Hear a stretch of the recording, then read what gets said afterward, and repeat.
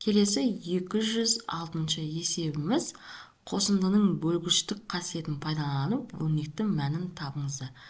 Біріншісі 84 қосылған 28 бөлінген 14. Ол үшін біз жеке-жеке қосындыларды бөлгішке бөліп шығамыз. Сонда 84 бөлінген 14 қосылған 28 бөлінген 14. Сонда 84-ті 14-ке бөлетін болсақ 6 қосамыз, 28-ді 14-ке бөлсек 2. Нәтижесі 8-ге тең болады екен.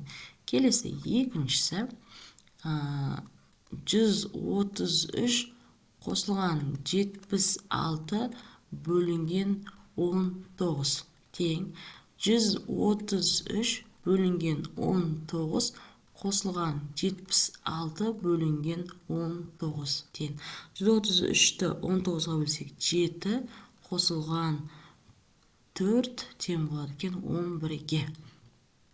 Келесі үшінші есебіміз 192 қосылған 72 бөлінген 24 тең 192 бөлінген 24 қосылған 72 бөлінген 24 тең 192-ні 24-ке бөлетін болсақ 8 қосылған 3 болады. Сонда нәтижесі 11-ге тең болады екен.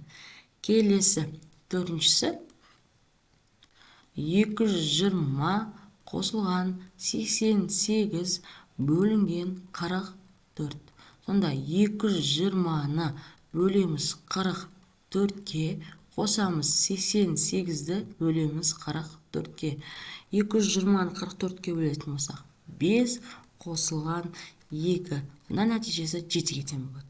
Келесі 5-ші есебіміз 183 қосылған 305 бөлінген 61. 183-ті бөлеміз 61-ге, қосамыз 305-ті бөлеміз 61-ге. Сонда бөлгенде нәтижесі 3-ке тең болады. Так, мынауымыз 5-ке тең болады. Сонда нәтижесі тең болады екен 8-ге. Келесі 6-шысын шығарсақ 300 қосылған 150 бөлінген 75. 300-ді бөлеміз 75-ке, қосамыз 150-ді бөлеміз 75-ке. Сонда 300-ді 75-ке бөлсек 4 қосылған 2, нәтижесі тең болады бізде 6-ға.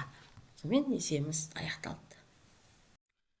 Келесі 207-ші есебіміз бөлуді орындаңдар. Біріншісі 18x қосылған 45y бөлу 9 тең 18x бөлу 9 қосылған 45y бөлу 9. Сонда 2x болады қосылған 5y-ге тең болады екен. Яғни жеке-жеке бөлуіміз керек. Екіншісінде 35m қосылған 42n бөлінген 7. 35m бөлу 7 қосылған 42n бөлінген 7.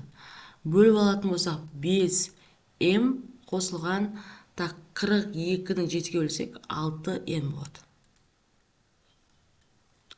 Келесі үшіншісі 40m қосылған 55n бөлінген 5. 40m бөлінген 5 қосылған 55n бөлінген 5. Бөлсек 8m-ге тең болады. 8m қосылған 11n. Келесі төртіншісі 195a қосылған 65v бөлінген 13.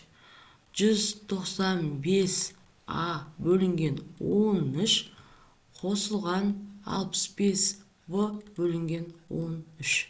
Сонда нәтижесі, так, екеуін бөлетін болсақ, 15А қосылған, так, екеуінікі 5В болады. Сонымен есебіміз аяқталады. Келесі 208-ші есебіміз. Сыныпта 14 ұл және 12 қыз бар. Олар топтағы қыздар саны бірдей, ұлдар саны бірдей болатындай екі тоққа бөлініп, волейбол ойнай ала ма дейді. Бірдей дейді, сонда 14-ті бөлейік біз 2-ке, сонда 7 ұл болады. Бір топта 7 ұл.